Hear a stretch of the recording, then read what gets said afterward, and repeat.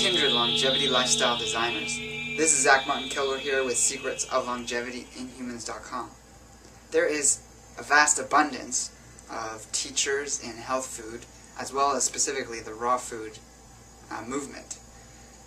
And although I am one to say to each their own and that there's no unique diet for everyone, there is definitely within the human anatomy certain needs and certain physiological processes that can't handle diets, specific extreme diets that a lot of people are advocating for the long term or as the optimal diet. We need to take in the lessons that are taught to us from some of the world's longest lived cultures, as well as the leading edge science and our own self-honesty and intuition, but that's different from following addiction. We have to first learn to differentiate between addiction and intuition, but being able to follow and be honest with ourselves that we're not getting stuck in a rut with our personal dogma and spreading that to people as a way of self-fulfilling our own egotistical investment in our belief system about diet. So my message in this video is specifically for those in the raw food movement or coming into the raw food movement or looking to hone their personal dietary pursuits within the realm of raw food. I applaud anyone coming into a change in their diet or a change into their lifestyle with the intent of improved health, improved longevity potential, and all-around self-improvement.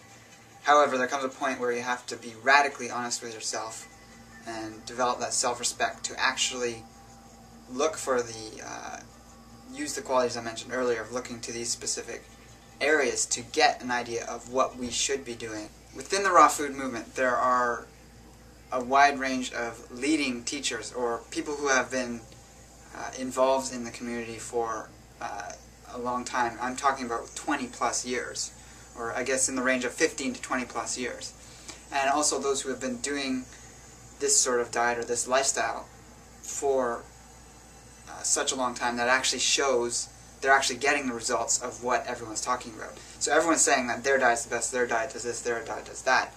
However, when you look at, like I mentioned, the extremes of these diets, you will actually see increased aging or degeneration in their tissues faster than some of these people who are more in line with the center or the balanced approach to living a lifestyle that incorporates raw food. In my opinion, after having been to some of these lectures by these teachers, as well as explored their works and seen the results of their long-term diets, there's a certain group of these individuals who, again, are promoting this more centralized, balancing type diet. And of course there's going to be variations to it, slightly, but not massive ones. And they're the ones that are truly living the ideal ratio of nutrients that result in the most vital and longevity potentiating human body possible. People such as Dr. Gabriel Cousens, Drs. Anna Maria and Brian Clement, Dr. Fred Bishi, Victoras Kolvinskis, Peter Ragnar, and some of these other long-term raw foodists who are truly showing health and vitality at more advanced ages than some of the more numerous people such as myself that are promoting raw food. These elders in the raw food community generally have a similar take on diet.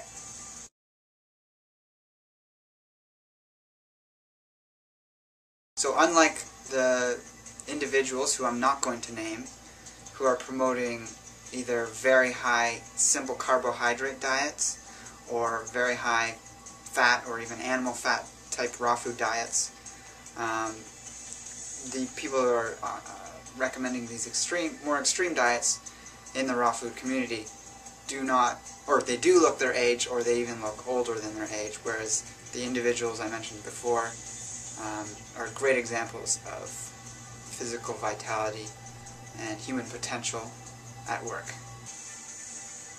One thing that stands out to me as a good indicator that these extreme diets are actually imbalanced and probably based in addiction, long-term addiction and a need for either high sugar or high fat in either extreme, is the number of calories these people are recommending consumed in a day.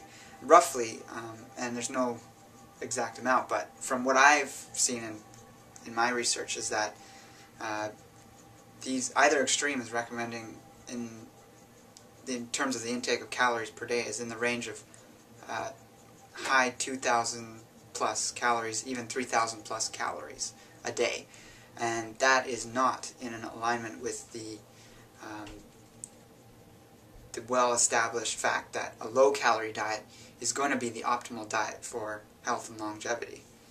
If there's anything that in the world of health and longevity that is a fact, it is that a low-calorie diet in the range of 1,500 to 1,800 calories a day is going to be optimal for longevity.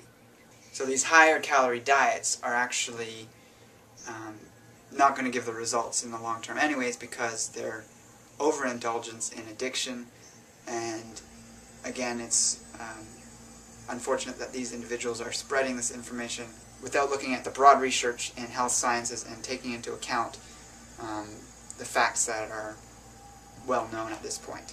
I'm not going to go too much in depth as to what the detriments of consuming a high-fat diet are, because that's pretty well known in our culture, the effects of this, such as the clogging of the lymphatic system, the overall excess coating of fats in the cells and blocking the proper absorption of nutrients, flow and absorption of nutrients, that is. Whereas the high simple sugar type diets that are being recommended and that I see a lot of people falling prey to, the results of these diets is the sustained high levels of blood sugar, which in the long term are going to have drastic accelerated aging effects, perhaps even more so than the high-fat diets. A common defense or reason for consuming simple sugars that these people promote is that the human body runs on glucose, so we don't need these more complex forms of getting our glucose.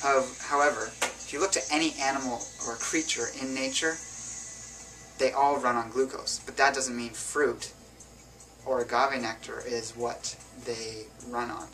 For instance, a wolf, which still eats meat, but in its metabolic process it breaks the proteins and fats down. The certain portion that it uses for fuel eventually get broken down into glucose.